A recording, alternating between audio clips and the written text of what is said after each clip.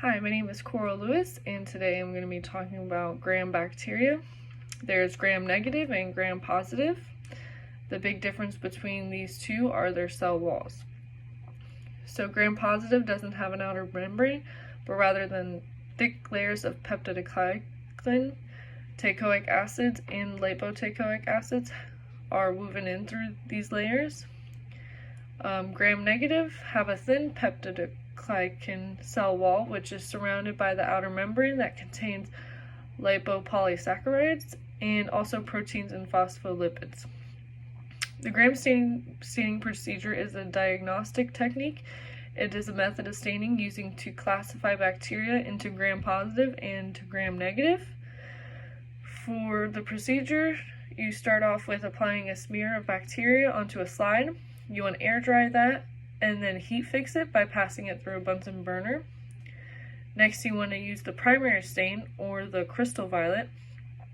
The crystal violet is positively charged and adheres to the cell membrane of both gram-negative and gram-positive. So you want to add about 5 drops of the crystal violet to the culture. You want to let it stand for about 1 minute. The bacteria will stain purple. Then you want to wash it off with water and damp off the excess or shake off the excess water. Next is your mordant or your iodine. You want to add about 5 drops of iodine solution to the culture. Wait about 30 seconds, then wash it off and then wash off the excess as well.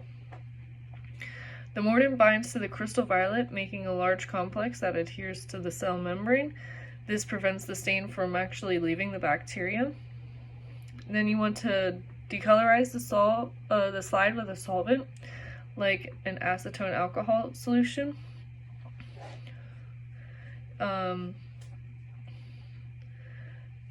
want to wash it off until the purple color stops running, but you want to wash it immediately within 5 seconds and then get rid of the excess water.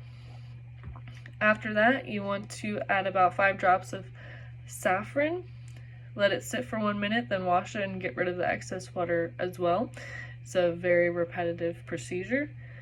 The saffron directly stains the bacteria that has been decolorized. Now the bacteria can be distinguished between gram-positive or gram-negative from this. The last thing you want to do is examine the culture in a microscope, and if it is gram-positive, it's going to be purple, and if it's gram-negative, it is going to be pink. Gram staining is very beneficial in a clinical setting because the doctor can learn if you have a bacterial infection, and it determines what type of bacteria are causing it. From there, your doctor can find the perfect treatment plan for you, and eventually the patient will be better. Thank you.